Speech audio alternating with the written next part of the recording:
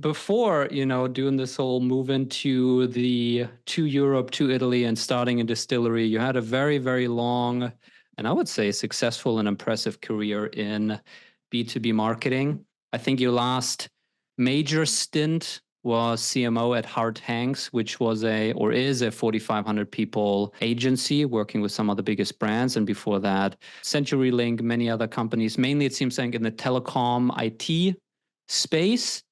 So, you're not a random person, when you started the brawl in the DM with me and you sent me that message, you know your stuff.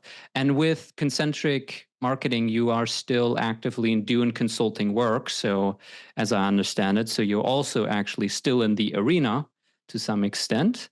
So maybe start by the message that you sent me out of the blue was, let me read it verbatim, so I'm not misquoting you here. You out of the blue last week on Monday. No, actually actually exactly a week ago. No, on the 10th, on Tuesday or Monday last week. You said, there's a reason founder-led marketing will mostly fail and why the success stories are mostly unicorns. All right, make your case. Okay, so I want to reiterate what I said on a couple of comments, right? Nothing's absolute, right? But let's talk about what works and doesn't work in founder-led marketing as you describe it, Finn. And I'm keeping my comments, as I noted, particularly to SaaS, because that's where your focus is, right? Yeah. Comment to you. And by the way, that's where almost all my consulting time was done with SaaS companies. So there's a reason SaaS companies fail almost in the US. So these are US stats, but the US is a leader in SaaS, and you see these stats, I think, anywhere. There's a reason SaaS companies fail as frequently as restaurants do in the United States. It's the highest failing business in the United States, above the average small business failing. You could come up with lots of different stats, but if we talk about average numbers, SaaS businesses fail within 5 years to between 75 and 80%. And restaurants actually don't normally hit 80% in 5 years. The typical small business in the United States fails about 70% in 5 years. And there's a reason that happens. There's a reason a lot of SaaS companies never hit the rule of 40, right? And that's where they start to hit Does the this wall. apply to all or only VC backed? The stat, do you know? No, this is the entire SaaS universe, Okay. whether it's self-funded, VC funded, right? Yep. However you want to do it, it's just the SaaS universe. You've got to get to a certain point to even be right VC or PE funded. You hit the rule of 40 and it starts to become a real problem because you're when somebody's demanding you achieve rule of 40 and you haven't operated that way, suddenly a lot of things you've done before having to reach rule of 40 stop working when you try to reach, and that's where the failure rate happens, right? So founder-led marketing absolutely works when the audience that the founder is speaking to matches the language they listen in that the founder speaks in. There's a really famous quote by Frank Cespedes, and I'm a pure marketer, which says the customer rarely buys what the company thinks they're selling. And maybe I'm showing my age by saying that, but it inevitably becomes true that when you talk about yourself in the language you're comfortable talking about, you inevitably run out of people who speak in that language. And bridging that and starting to speak in the language of the customer versus the language of yourself is a real challenge. Founders tend to, and this is, again, I want to be really careful, this is not absolute. We can find lots of examples of success, but the 90%, the 80% failure rate says a lot of this doesn't work. The bridge becomes this. Most founders identify a problem because they live in it. Mm-hmm. Right? They come from the place where the problem exists. They create the solution, and then they speak about the solution in the language of people who lived in the problem. What eventually happens is the people who identify with that problem are a micro-universe of the overall audience, and the overall audience is much bigger. And when you run out of churning your share of the people who speak about your problem in your terms, now you have to speak about it in their terms, and your language doesn't work. So I'll take it all the way back, right? If you don't know Clay Christensen, go look at Clay Christensen, completely different universe. But when Clay Christensen did work for McDonald's, he said, you're doing the wrong things when you're trying to fix your milkshake. The first thing he said was, you're not competing with other milkshakes. If you don't know the story, McDonald's wanted to grow milkshakes. He did a study and he found out half the milkshakes were being bought by people before 8:30 in the morning. It was the only thing they bought and they left the store. And what he found out was they were buying the milkshake because they had an hour drive to work and they wanted something to keep them busy in the car. Well, everything the milkshake product team thought about was in terms of milkshakes, flavor, right, the size, all that stuff. It had nothing to do with why people were buying it. The other thing, it turned out they were competing not with just milkshakes, they were competing with donuts, bagels, a banana, a whole different universe than if you were the milkshake founder, right? And so the challenge becomes when your universe becomes so much bigger than the universe you're comfortable speaking to, the change in language is enormous. And typically, and I'm a founder, so I see this, founders develop cults. And when you have to change from what we talked about for the 3 years that got us here to the next 3 years that's going to get us to the next level, it can feel like you're almost repudiating where you came from. And there's a very human reaction to that, which is don't say that. You start to, as a consultant, I would say, don't say that anymore. That doesn't resonate, right? When you say that, the next larger audience of customers actually doesn't relate to that. Even more challenging, they're put off by it. So if you keep saying what you're saying, you're actually not only not attracting the next round of customers, you may even be alienating them. That language, and I was really careful when I was a consultant, can sound like a repudiation. We came up with a term of Viking funerals, which was when we had to tell a client to stop doing something, we said, be very reverent about it, right? Appreciate that it got you here, appreciate all of the value it brought, then put it on a boat, push it out in the water, burn it, and never talk about it again, because businesses have a hard time giving up on what got them here and believing that they have to change. So all the way back, founders are usually huge personalities. They usually come from a very particular background that they are comfortable in. And especially if there's a big problem, they can generate enormous results quickly by resonating with the buyers of that problem. But once you run out of that set of buyers and you have to go to an even bigger audience and even bigger audience, that success can actually become an anvil around your neck. Sure. It's why PE firms replace CEOs so often, because they can't take the business to the next level because they can't speak the language of a broader audience. I'll shut up. So unfortunately, there we go. Unfortunately, I mostly agree with you, but I was thinking the milkshake example that you gave around actually understanding why people drink milkshake, which is they're on that 1 hour commute and they just want this thick consistency so they can drink it for an hour. Is that not a case for supporting founder-led marketing? Because the best founders are the users of their own product. They've created the product to scratch their own itch. So in the milkshake example, the best milkshake founders are those who drink milkshakes every morning on their way to work. And so they know this pain point exactly, and not the way some external marketer might make some, or external product person might make some guesses around it's the flavor. And so therefore they're actually better suited. No, it's a great question. So other half had a completely different job, right? So by the way, everybody should know I'm a jobs to be done fanatic, which is Clay Christensen's background and also Tony Oick. So if you look at McDonald's, right? McDonald's didn't know anything about that job. McDonald's thought you were drinking milkshake because you liked the flavor, you liked ice cream, you wanted something to go with your burger. They had no idea the only reason you cared about the milkshake was to drive to work. Now, if you were the founder who understood that, the problem is once you were done with the people who drove to work, you didn't understand the two other jobs it did. So it turns out the milkshake does multiple jobs. I used one job. They found out there were actually 3 jobs in the day it did, and each one was completely different and had to be marketed to discreetly. The problem most founders have, and again, I'm saying most, not all, and there's certainly giant success stories in this, right? The problem most founders have is they can't talk to the other 2 jobs. And so you're going to reach a natural market share in your primary focus, right? Nobody gets 100% of the market. Well, some people do, maybe, but mostly you don't get 100% of the market. So once you're done with the people driving to work, how do you talk to the others? And so founders tend to have a hard time seeing the next job and the next job because they're so passionate about the first job.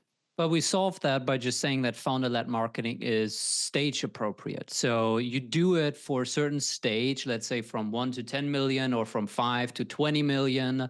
And then you move on from it, or you add other layers to it. And maybe the founder is one of the people communicating things, but you also have the marketing team that's creating other assets and other languages for other segments of the market. And I would just assert that transition is where it falls apart very much often and why the failure rate is so high. And the reason why is you have a cultist persona in the founder. And when you now say the founder is no longer the company, we go to this amorphous group of marketers. Maybe you bring on another subject matter expert. Well, I can share some experiences here in a minute, right? First of all, there's a resistance inside the organization. Well, this got us here. There's natural human affinity for the first story. And secondly, it's very hard to have someone to have the gravitas that the founder had. And so now when you're trying to insert other voices to broaden it, you still have this bit of a black hole in the founder and his or her story, which now if I'm moving away from that story, it feels like I'm taking the company away from the founder. It's why often founders need to be replaced, because it's hard typically, we're all humans, right? I know how I got my business here. I know how I launched my brand. I know what worked.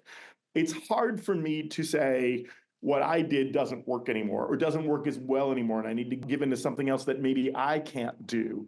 So first, you're dealing with normal human reaction. And then inside a company, we're all tribalists. You start bringing in the new subject matter experts. Well, there's a whole bunch of people inside the company that rally around the founder and say the new people are interlopers. And he or she's only having to do this because the investors are forcing them to do it. You tend to get tribalism of the original message versus the new message.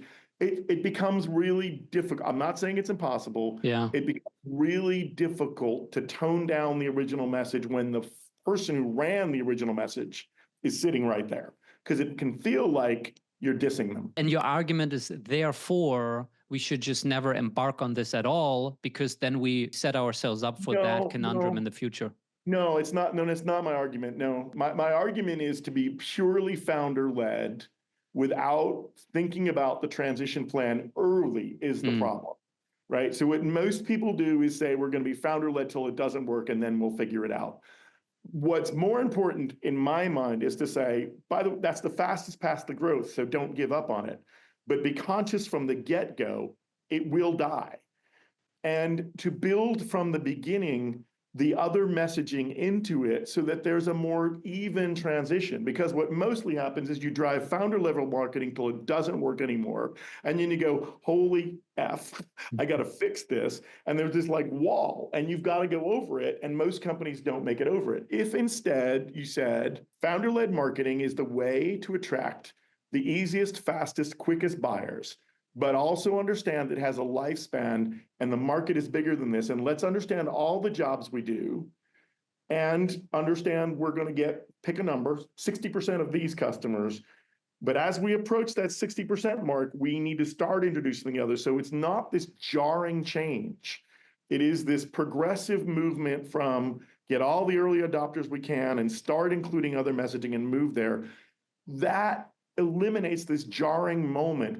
Also, what tends to happen is growth stops while you figure out the problem, or growth significantly slows when you're in this crisis mode, right? A lot of SaaS companies find this moment where the year of growth starts to slow down. Renewals aren't happening. I'd love a chat about why renewals don't happen. It's a different buyer that's renewing than is buying initially. There's a whole different set of decision points in renewals, and they're not the same zealot that bought initially. So if you look at one of the biggest issues SaaS firms face, right, the initial contracts are 3 to 5 years. Look at the 3 to 5 year window, and growth starts to level off because the renewals aren't happening, right? And you've got this, suddenly you're losing business because you're on fast growth. So if you think about it up front and understand the utility of founder-led marketing and the limits of founder-led marketing, and build into your plan a more gentle transition, it can work.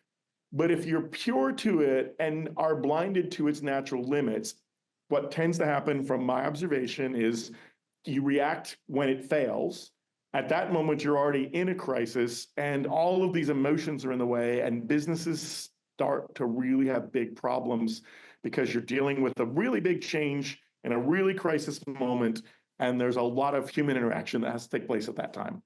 I'm a founder-led marketing maximalist. No. Karn asks, can you share an example of where you've seen this jarring change happen and the aftermath of that? Sure, I can give you two, and they're actually both failure cases. I can't use names, obviously. They're SaaS companies that achieve really big growth. In one case, there are thresholds that people talk about. $500 million revenues a threshold, and they talk about hitting $1 billion, and then you go $500 million is a really big point. It was a company that designed planning software. And the founders came from the world of people use Excel to do planning. And it's really inefficient and it's wildly complicated, but it actually gets planning done. So they created software that really overcame this issue and took everything out of the spreadsheets and put it into a very dynamic system. But they spoke about it completely in terms of planning, right? Classic financial planning. That's what they built. So, okay, who's most interested in that? It's actually not the CFO. The CFO is not thinking about how we do planning. The CFO doesn't give a damn how they do planning. They get an output. But it's people mid-level in the organization, director of planning, people with accounting office titles and stuff like that. So you do really well initially when you have people who are living in the world of planning. There's a couple of problems with that. One is most business plans are created in January, looked at a couple times in the year, and then judged in December for the failure and then start over, right? They're not classically, planning is not the way you run the business. You run it at the P&L system and then look back at the plan. Second is they created amazing software, by the way. The product was fantastic, but they talked about it constantly in terms of planning. And once you got, and it wasn't inexpensive, right? It was a subscription-based model, users, a big stand-up, hundreds of thousands of dollars. You had third-party integrators coming in and standing it up. In order for it to work, it had to integrate into all of your proper systems, your inventory system, your accounting system, right? But it really was fundamental.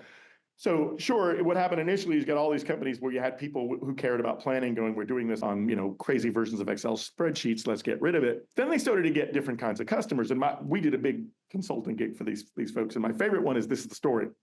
We went out, by the way, they hit the growth wall. They were not growing. I'll talk about the renewal issue in this. And it was $500 million, or what was that wall? Just under $500 million. They were on the verge of trying to break through $500 million, and the revenue slowed down. And they were real conundrum. They were doing everything the same as they did.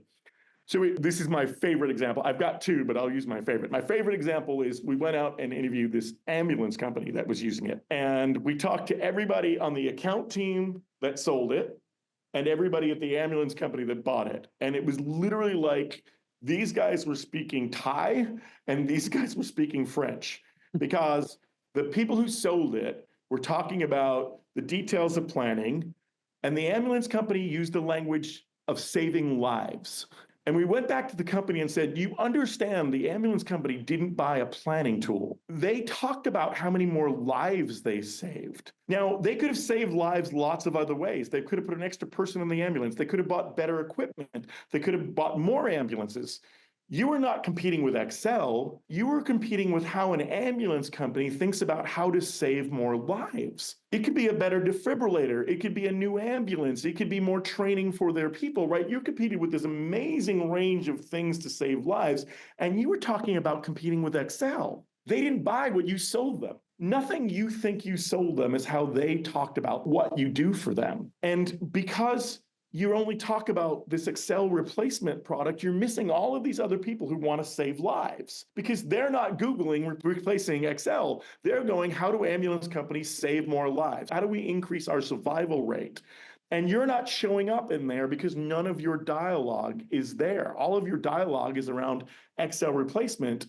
And sure, this person happened to be an Excel person and bridged the gap. They bridged the language gap. They were an interpreter. But you have a whole lot of businesses out here that don't have that interpreter. And when they Google, how do I save more lives? You're not coming up as a solution when you're a really powerful solution.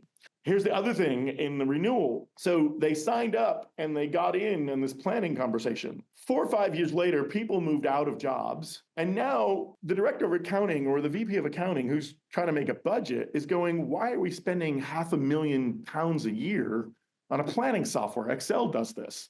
And there was no one left to explain, no, this is more than that, because they sold themselves as planning software. And so they were getting cancellations because they never elevated their value beyond being an Excel replacement. And 5 years down the road, when everybody who bought them was moved into different roles or not with the company anymore, but all the people on top went, this is crazy. Why am I spending this much money on planning software? We don't need to do that. Let's get rid of it. And so they faced two things. They faced the challenge of not speaking in the language of the buyer to get new customers. And because they were badly positioned in their original language, and they were now in the middle of like hundreds of different packages of software that people could look at, They were getting cut, and they had great stuff. My favorite, I'll give you one of the favorite ones. They had a very large insurance client, and they had a sell sheet on it. They had By a the way, quote from the I love this because I feel like there are way broader lessons in here than insurance. just like founder-led marketing or not. I feel like there's broad like jobs to be done. How do Oh, it's you all jobs to be message? done. And it's really understanding all the jobs to be done and then Yeah. going after them in levels, right? But they had this great sell sheet. One of the largest insurance companies in the United States was their customer. And that is an amazing set of quotes from the CEO that talked about how, right, their mission is to be there at the moment, the worst moments in people's lives, right? If you think about it, you buy insurance with the intent of never using it, right? Your best life is you don't use your insurance, right? If you use it, it means typically something's gone very wrong. And right, the CEO is talking about how right our job is at these like, most poignant moments in people's lives to be there and help them get through it. And the company's claims along the side were how quickly they improved the rate at which expense reports were paid.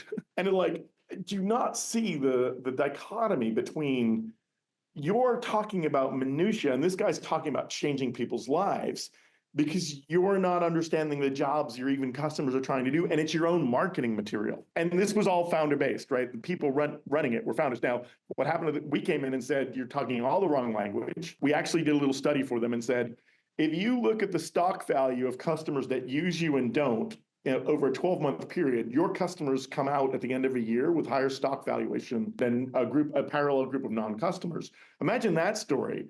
If you use us, we help you deliver more market value, right? And the reason is you gave them more visibility to plan better and judge better and drive things better, but they never talked about that. The whole management team was replaced within 18 months. PE company came in, took it out. They couldn't hit rule of 40, replaced everybody, and brought in a whole new management team, who, by the way, is now doing everything we advised them to do. So no It's always like that. Just a little bit of that, because they couldn't get beyond speaking in the language of we're a planning tool, not a business transformation tool. And for the planning software specifically, I mean, at that point where they did $500 million in revenue, they clearly had a large marketing team that was doing way more than just the founder putting out some content. But the problem was that the messaging was still based on what they did back in the day, and they just stayed in that lane. You nailed it, Finn. It was cultish. It's one of the most severe cults I've ever seen, which is the messaging was so on point and so drilled in, and they had such serious scripting that it was really hard. It's where it's the client where I came up with the Viking funeral term, because I was trying to help them let go of it and say, because to your point, they're like, we got to $500 million. I'm like, yes, you did. Great work, and you should be proud of it. And it's a really great thing, but it's not going to get you beyond $500 million. If you keep sticking with this, you're going to hit a wall. And so we have to learn how to let it go without repudiating it. And that's the other challenge in this whole such cultish founder-led thing, is when you move away from it, because we're humans, it feels like we're saying it was bad. And I'm like, no, we're not saying it's bad. We're just saying it did its job, and it can't keep doing the job we need done, so we have to change it.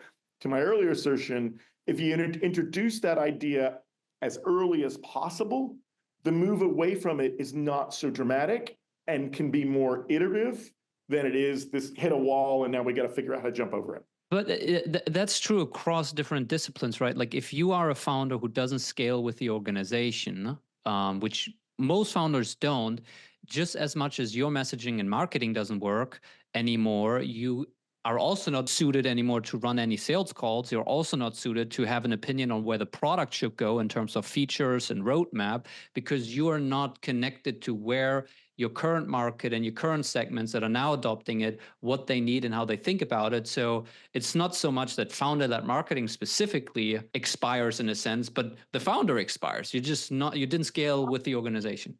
Sure. By the way, I think you're 100% right, but I will assert something. In almost every case I've seen, the product in its current state, when I've experienced it, is capable of addressing a much broader market than the founder is comfortable talking to, even without changing the product.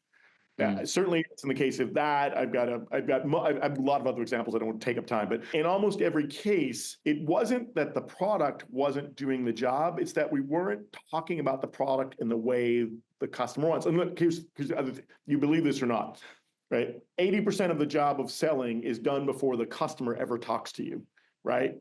So It means when the customer Googles their problem in the morning, you either show up in that search or not. And if you only talk about your product, even though it can do all of this, let's use the milkshake example, right? If you only talk about your milkshake in terms of the drive to work and miss the babysitting job, which is another one, right? Then the only people you're going to get are the drivers, not the babysitters, right? So because they're never ever going to even think to call you, because when they get up in the morning, they're not Googling planning software, they're Googling, how do I get insurance claims paid faster, or how do I save more lives? So if you don't show up top of funnel when I'm looking for you, when I'm searching for my solution, you'll never get the chance to tell me your story. So even though your product may serve 5 jobs, if you only talk about one in your marketing, you're only going to get the buyer in your funnel who speaks the language of that one job before you think about expanding your product to do more and more jobs, right? Yeah. So my observation is in most of these cases, the product, so let's separate the two because I think it's important. If it's a bad product, we're not talking about it, right? Because you can market the hell out of it, it's not going to work. Let's assume we're talking about quality product that has broad application, but you only talk about a single application. That's the model I'm speaking to. Yeah. Rahul is saying we're in the era where most people are not searching on Google anymore. But I think your logic applies to like if I'm scrolling LinkedIn. Don't use verbatim, right? I still search for things in work. Human behavior is the same since Julius Caesar was trying to get stuff from France to England, right? It's not changed. I have a job. I speak about the job in my language, and I look for things that answer the job in the language I speak. Let's not get wrapped around technology in a moment in time. As a matter of fact, jobs to be done is one of the most persistent, consistent methodologies of speaking and understanding customers. Whether I was looking in a newspaper, listening on a radio, watching a TV ad, Googling, or AI's in my brain, I still speak in the language that resonates with me as a customer. And if your language doesn't match, you're not talking to me. Don't get wrapped around. If I'm an ambulance company scrolling LinkedIn and all the founders talking about how their planning software is replacing Excel, I will not click more on that LinkedIn post because if your language is customers who use our software wind up with a 15% higher market cap within 24 months, that gets a whole lot of people interested in you, right? Sure. I mean, I'm just using that as a hypothetical example, but sure. we found they had 4 primary markets they could go after, and each of those markets spoke in languages completely different than what the original language of the company was. And they had to evolve past it. Yeah. Any comments, thoughts, insertions so far from you guys? I don't know, Edip, if you wanted to get into the brawl. It's not so much a brawl. I feel like we're actually being very civil here. Otherwise, I'll have another point. You guys feel free to unmute yourselves at any point if you want, or put something in the chat. Is this disconnect just happening because, Frank, you and I would talk at very different scales? I talk about SaaS companies doing $1 million in revenue and 5 million in revenue, and you gave an example of a company doing $500 million in revenue. What's that point where this transition comes into play? Okay, so I think you're really correct on that, right? And it goes back to me saying founder-led marketing is a great way to jumpstart the business, right? So I'm not saying don't do founder-led marketing. What I'm saying is if you're singly threaded on founder-led marketing, you will hit a hard point at some point in your existence. And if you don't introduce, my observation, if you don't introduce relatively early on the idea that this conversation has a natural expiration date, and we need to understand we're talking to one job that you know versus all the jobs out there as a founder, and how do we integrate that thought early enough to make it survive the wall? That's the point. So yes, it is a scalability argument. If it's a good product, I would assert there's going to be a market for it, and the founder can speak to that market and drive initial growth very quickly. I would also assert that if you believe in that religiously like a zealot, you will hit a wall. And that where's that wall? Okay, I can't tell you that because it depends on how large the market is that describes the job in the language the founder speaks, right? So you have to judge that. That can only be judged in the universe of I understand the product, I understand the jobs to be done, how big this job is and how many buyers there are for that job. So I'll give you, I appreciate your question because it's spot on. We had one company that was 15 million and was already facing this issue. But I will mostly yield, this is a 100 million problem, not a 10 million problem. Okay. But I don't know many SaaS founders who want to stop at 10 million.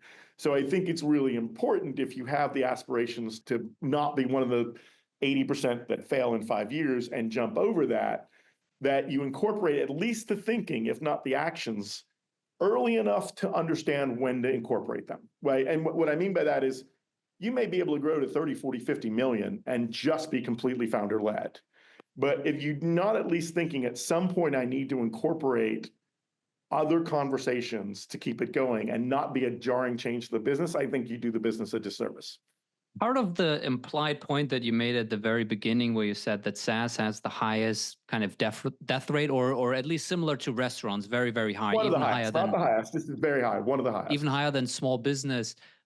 But I mean, I don't know the stat, but I'm assuming there's not more SaaS companies who are doing founder-led marketing than your average small business. So that discrepancy does not come from the fact that founder-led marketing is setting them up for failure. That is, I don't know, maybe the business model is harder or something else. No, I do think it's a bit true. Technology in general tends to be more. So think about everything in the small business world. A hardware store. I'm opening up a hardware store because I see there's not a hardware store within 5 miles, and there are more houses here. That's very different than I've seen a problem that software can fix, right? So I do think it is a bit different across the entire universe of businesses that start, right? Meaning some businesses start just for geographic opportunity. Some businesses start because I'm a good cook, and it's a little bit different. So I think in technology in general, which has a very fast growth rate and concurrently a very fast failure rate, you have people who see a problem, see how technology can address it and go after it.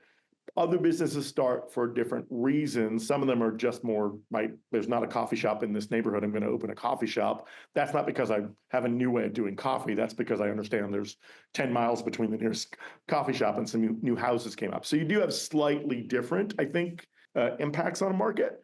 And I think SaaS is a fast business model, right? I mean, the whole SaaS world allows you to start a business and scale very quickly, differently than having to open a coffee shop and get people to walk in the door. So I do think it is somewhat, nothing's truly unique, everything's got attributes. I think it is somewhat particular to the SaaS cloud model because you have such big reach, right? If I open a coffee shop, it's this neighborhood. If I open a cloud product, the world's my oyster. Sure. Hassan, you raise your hand. You have a question? Yes, I do. So, by the way, lovely conversation. I'm really enjoying all the things that you guys are saying, but I really wanted to ask one question. So I am new to founder-led marketing and I don't do it for myself. What I have seen in this market is that, what do you guys think about, does every founder is appropriate to do founder-led marketing? What are the qualities they should have to do? Like, they know about founder-led marketing, they have heard about it, and they want to do it. But should they do it? Do they have charisma qualities to be a face of the brand? And my second question is that what I've seen about founder-led marketing is that they so now there is a LinkedIn and there is like herd mentality that, oh, you have to fill post with like 600 words and don't use hashtags or use hashtags. And then they would say that, oh, use the graphics, don't use graphics, use a lot of words. And there are these templates, they were put as stats in there, and they will give you a whole guide on what works, what doesn't work. And I am just thinking there that they they are not trying new things. There's a herd mentality. So it's just limited to LinkedIn. A lot of founders are very hesitant to go towards other social media platforms. I do marketing, so I'm thinking of what we can do on TikTok, what we can do on Facebook, what we can do on Instagram. And it's much easy to get the virality factor if you are running a B2C brand, especially. But what bothers me is that a lot of founders just want to get on the camera and just want to write content and talk about their service. There is no personal connection, there is no empathy or personality there. And I don't want to go on LinkedIn and read stuff about, I'm talking personally, I don't want to go on LinkedIn and read stuff about how great you are or how great your service Sorry, is. Hassan, the the question is who should do it? Yeah, so And there you are two said the second question is in what format should you do it if you do it? Yeah, so first question is that is every founder appropriate for founder-led Sure. Yep. marketing? And my second question is around the norms that have been set around this founder-led marketing, Sure. business or industry, and how do we break it? Like, I don't want to do what 10 other I'll founders are start doing or and what then 20. I'll let Frank decide who Yeah. should do it. Obviously everyone. No, I think there are certain people who are better suited for it, and I think some of the components are you're a person who is passionate about the problem that you solve in, you're passionate about the industry that you're in, that definitely helps. You are actually excited about educating people and being out there and sharing and talking. Some people are not, that definitely helps. Having some level of charisma can help. I've seen it work with lots of people who are way more camera shy. You can do text based. Definitely understanding the problem space and your customers that you sell to deeply definitely helps, right? Like if you have 3 co-founders and you're selling to the VP of engineering persona, who of the 3 co-founders is best suited to create thought leadership content is probably the one with the engineering background, not the one with the sales background. If you sell to heads of sales, it might be more suited for the founder with the sales background. But they do need to want to do it. I think there is a spectrum. I think partly it's also what do you have? I mean, if it's just you, the founder, there's no one else on the team, by definition, you need to do founder-led marketing because there's no one else to do it right now.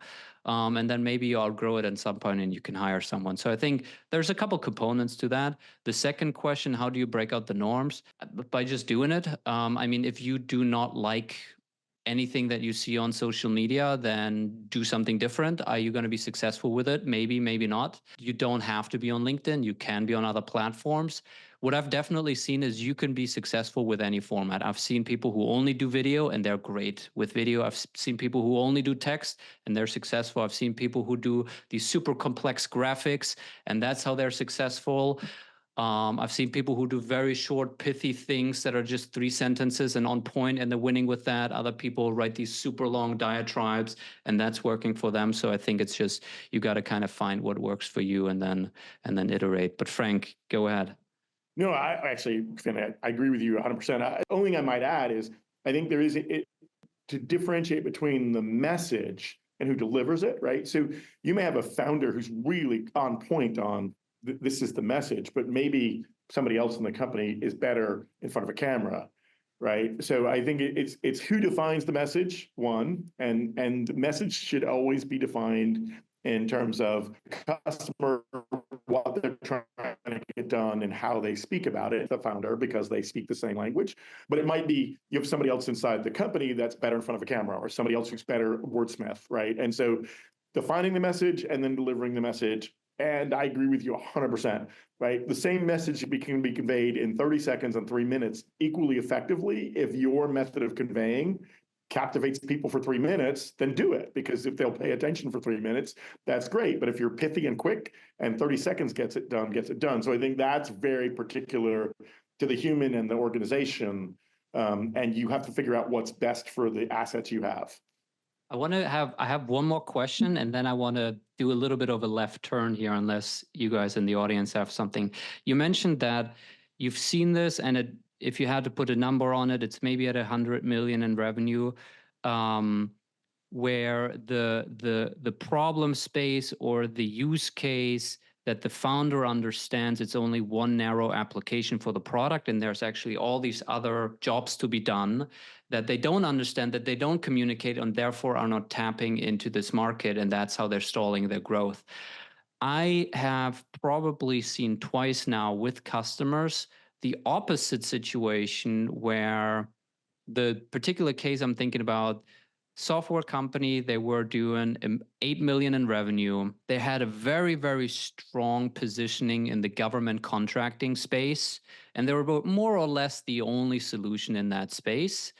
But then they realized, just through some anecdotal users and customers who ended up buying the product, that there were these other use cases in completely different industries that were finding value in their product. It's essentially an RFP solution for government contracting. And then there were other ways how people figured out how to use it for other complex documents.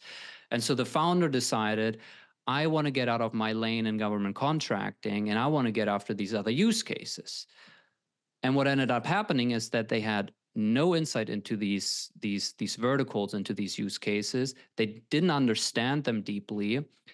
Beyond these kind of anecdotal, proof points, that didn't really have much social proof in those. And so they started this effort to try to catch this larger TAM, in the process neglecting where they found, their strong fit, which is in the government contracting space.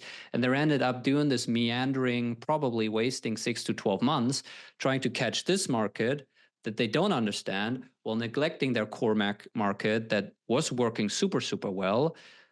Well, what's your comment on that? Well, two sides of the same coin, right? I mean, it is important to understand, and again, I speak in jobs language, right? Not use cases, right? So it is really important to understand what customers are trying to get done and how your product can be hired for that. And how appropriate your product is for that and speaking that language. So just because you sit here and say, I should be able to serve that market, doesn't mean you can or you're going to be successful at it, right? So there's a discipline to understanding all of the jobs your product can sign up for, how effective you are for each of those jobs, and then how to speak about it. You could sit here all day and say, I want to, or I should be able to do that. But that's they had proof point. They had paying customers, right? But it was 1 or 2 or 3. That's not that's anecdotal, right? Okay, I mean, a proof point is deep understanding of how a customer thinks and talks about it and why you're successful. Yeah. So that's the problem, is the rabbit holes, right? I get somebody to buy it. Oh my God, everybody liked it to buy it. No, maybe they're just crazy, right? So it is the discipline to say, when you see something, don't run after it. When you see something, understand it first, right? And the other thing is, anybody who says my product can do everything is doomed to fail, right? If you think your product can do everything, unless you're Coca-Cola, you're probably largely doomed to fail. You have natural limitations on lots of competitors. So it takes the discipline to say, wow, I mean, okay, great first observation. Oh, somebody different than our normal customer bought it. The challenge then is, why? Are there other people like that? Are there enough other people like it? Sure. And do we have all of the ability to serve them? Which, by the way, is not just product. Do we have the right sales assets? Do we have the right service assets? Are we organized to serve that customer well, right? And that's where people fail, is they just run after an opportunity without fully evaluating everything it takes to serve that opportunity. So bravo for identifying the opportunity, but not doing the work to fully evaluate the opportunity before pursuing it is where the challenge comes in. It's hard. It's really hard work. It's not easy stuff. I'm going to use the authority given to me by the fact that this is my show, that I'm going to ask you about quitting I would say, very, very successful marketing career. And I'm sure you were making very good money towards the end of it, to leave the US, move to Europe, Italy specifically, and start a distillery after being in B2B enterprise marketing for 30 years. So tell me about that. So maybe you just describe why everybody should not pay attention to me, because clearly I'm crazy, right? but so the move to Italy was, I wanted to live in Italy, and I realized in the middle of COVID, it didn't matter where I was. My clients didn't care, right? As long as I was on the Zoom when I needed to be on. Starting the distillery was an accident. I just found this bread that was pretty unique to where I was living, and I said, why not distill from it? But I thought. Did you say bread because you're making vodka? No, yeah, okay. So 30 seconds. There's a place in the south of Italy in Puglia named Altamura, where the vodka's named Altamura. It's home to the only bread in the world protected by a PDO. The bread's been around for over 2,000 years. Horace wrote about it in 37 BCE. The wheat's unchanged for over 2,000 years.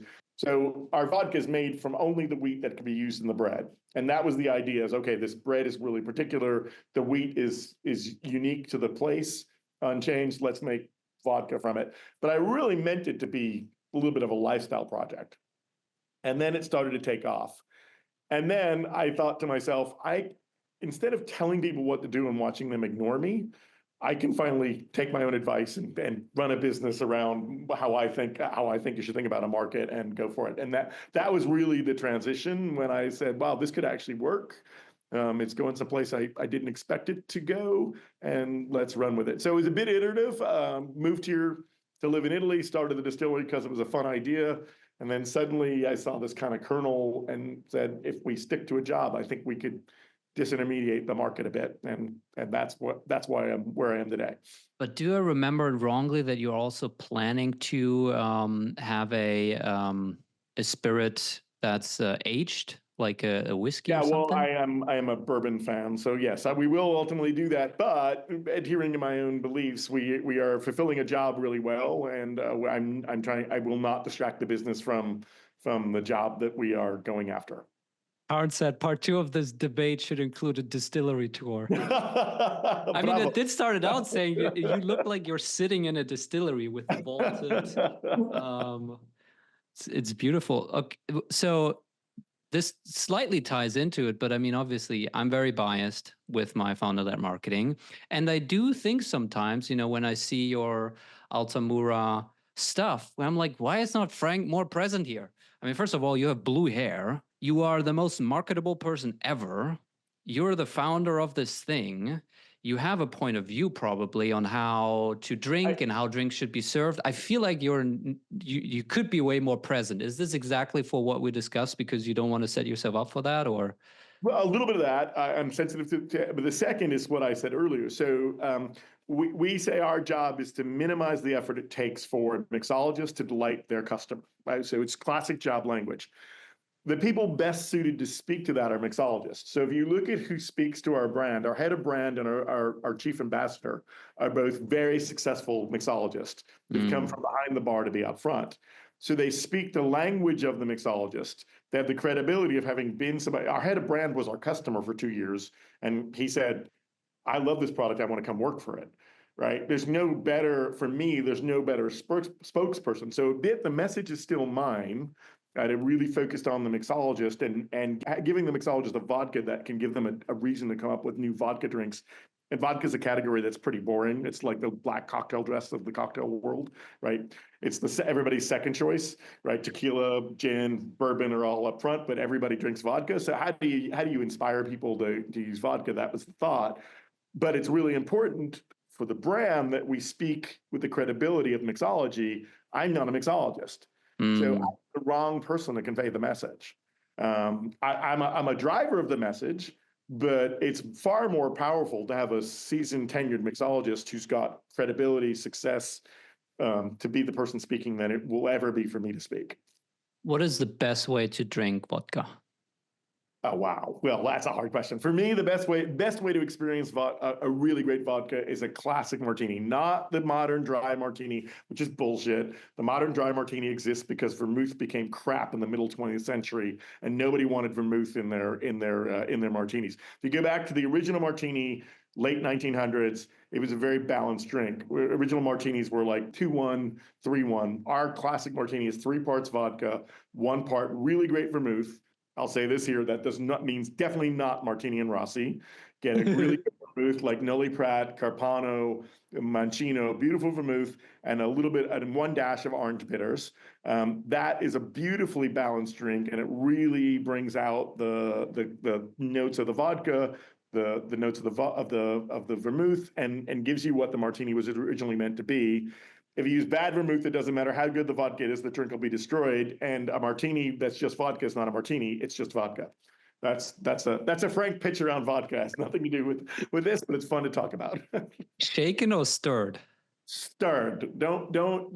It's okay if you shake, you add a lot more water to it, which will dilute the flavor, but there's nothing wrong with, by the way, if you prefer it shaken, it's your drink, not mine, right? So if you like shaken, you like it colder, that's great. If you shake, you will dilute it more than it's originally meant to be diluted. If you stir it, you get it chilled, you get a little dilution, but you don't cause so much dilution.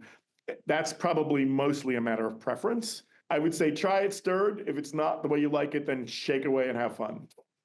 So when is the Altamura bourbon coming out?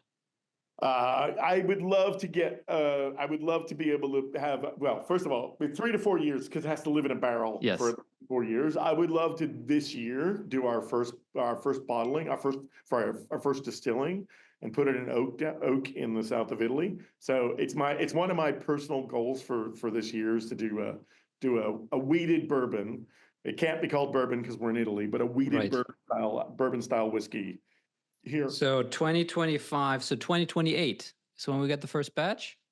Legally, it'd be 27, 28 is probably even early, 28, 29. So what kind of barrel are you going to use? Italian oak, just for the front of it. It has to be new to be adhere to the bourbon standard. It has to be new oak. It doesn't say where the oak has to come from. And there's really beautiful oak in the north of Italy on the border with France. So I would do new Italian oak, but it'd be very similar to new French oak. Awesome. Well, Frank, it was a pleasure having you on. I thoroughly enjoyed it. I do kind of regret not getting that drink in the beginning. I feel like it would have been It have been appropriate. amazing, right? Wait, who said, Dave, you said something? This is Rahul. This is Rahul, right? And I really appreciate the time you guys have been given, right? And my last question, right? Yeah, sorry go for it. We have 3 more minutes. this The last call, 3 right? minutes are yours. Yeah. So, Frank, let's say for 30 past years, right? And you are still young at this era, right? So, I'm sorry, you are still young, just for the taste of it, right?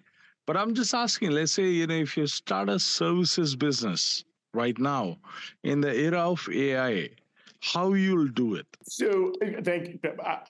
It goes back to a bit what I said before, right? Jobs are persistent. So if you always start with the job back into the technology instead of the technology out to the job, I think you'll find a winning combination, which is, so the classic line is right, FedEx and a Tareem are the same job. Julius Caesar had to get stuff from the coast of France to the coast of England, and people need to get stuff from a place to place, right? So how do you do it? Well, FedEx does it with planes on a hub. Somebody did with a Tareem. The jobs are persistent. The technology is evolutionary or revolutionary, right? So instead of thinking about AI out, think about the job in towards AI. How can I use AI to get what the customer wants done? Here's an interesting thing. Yeah, FedEx does not make their business on getting stuff places overnight. FedEx makes their business on getting stuff there when it needs to be there. The majority of their business is not overnight delivery. The majority of their business is on-time delivery. So I may not need it there tomorrow. I just need it there on Friday, and I need to know it's going to be there on Friday, right? I don't want it there tomorrow. I don't want to spend the money to get it there tomorrow. They figured out that's what people needed. People needed predictable delivery. And they built their business around overnight, but they built their growth around highly predictable delivery. That was the big issue that they found out. The job businesses needed done. I just needed to know it was going to show up when I needed it there. I could ship it today, but if I shipped it and didn't know when it was going to be there, that was the problem. So same thing applies to your question, right? If you understand a job and say, how do I use AI to get that job done better than the way the job is being done today, you will be a success. I think you're starting to see in AI a lot of the same problems I identify in SaaS. AI can do it, so we should do it. No. You should only do what somebody cares about. Just because it can be done, if there's nobody to buy it or not enough people to buy it, then you're not going to make a lot of money. You may come up with something cool, but it's not going to get the job done.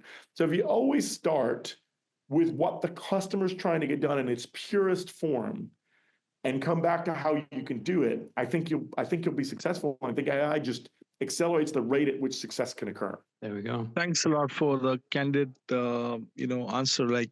And we are working on the same way, right? What we are trying to build out there is, to justify if the AI is correct or not.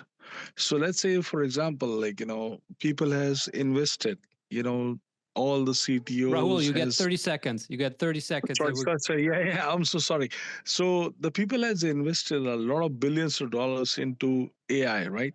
Now they even don't know, whether the AI will actually get the right results or not. So what we are trying to do is justify and actually analyze AI, what results they are giving are right or wrong. So we're developing that model. And we'll love to talk to you always. Thank you. There you go. Frank, thank you for showing up. Thank you for coming. Enjoy the rest of your old fashioned. No.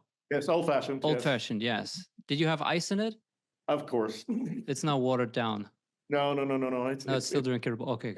Absolutely. All right. Pleasure to see you, Toby, Hassan. Thank you for inviting me. Of course. Thank you. All right. Bye, guys.